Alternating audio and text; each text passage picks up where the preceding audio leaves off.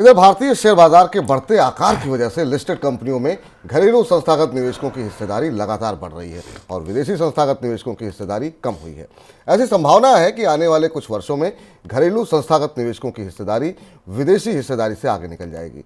दिसंबर 2018 तक लिस्टेड कंपनियों में डीआईएस की हिस्सेदारी 13.7% और एफआईएस की हिस्सेदारी 19.6% हुआ करती थी और 2023 के दिसंबर तक डीआईएस की हिस्सेदारी बढ़कर के 15.96% तथा एफआईएस की हिस्सेदारी घट करके 18.1% पर आ गई है।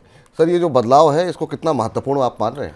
बड़ा शिफ्ट है भारतीय शेयर बाजार में और ये पिछले 10 साल का सबसे बड़ा शिफ्ट है या पिछले 5 साल का सबसे बड़ा बदलाव है, परिवर्तन है जो भारतीय बाजार में। ऐसा लगता है इससे भारतीय बाजार की धुरी चेंज हो रही है। आज से 7-8 साल पहले तक भारतीय बाजार में कंपनियों में निवेश के तौर पर या शेयर बाजार के कारोबार में विदेशी निवेशकों की बड़ी हिस्सेदारी होती थी, लेकिन अब जो ताजा आंकड़ा आया इस हिसाब से भारतीय कंपनियों में हालांकि अभी भी बड़ी हिस्सेदारी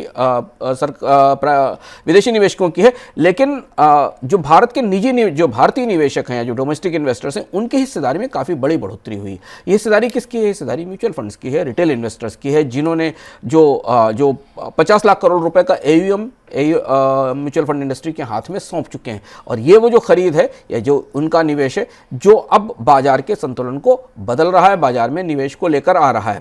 इसका एक और महत्वपूर्ण पहलू ये भी है कि पिछले 5-6 महीनों में 7 महीनों में शेयर बाजार में हमने काफ़ी वॉलेटिलिटी देखी और विदेशी निवेशकों की रिकॉर्ड बिकवाली देखी विपुल, लेकिन उसके बाद भी बाजार में कोई क्रैश जैसी स्थिति नहीं आई। बाजार में गिरावट को हमेशा सपोर्ट किया डोमेस्टिक इन्वेस्टर्स ने। और अब अगर आप बाजार की गतिविधियों पर करीब से निगाह रखें और ध्यान रखें तो बाजार के लोग ये मान के चलते हैं कि म्यूचुअल फंड्स के पास तो फंड पड़ा ही हुआ है, उनको तो खरीद करने के लिए बाजार में उतना पैसा लेकर आना ही है और इसलिए वो किसी भी वैल्यूएशन पर खरीदना चाहेंगे। ये बाजार के मिजाज में बड़ा बदलाव है जो हमें कंपनियों की ओनरशिप में भी अब दिखने लगा है और यही वजह है कि तमाम महंगे बाजार सबको लग रहे हैं, लेकिन हर गिरावट पे कहीं ना कहीं घरेलू निवेशक आकर के खरीदारी करके बाजार को फिर ऊपर की तरफ मोड़ देते हैं।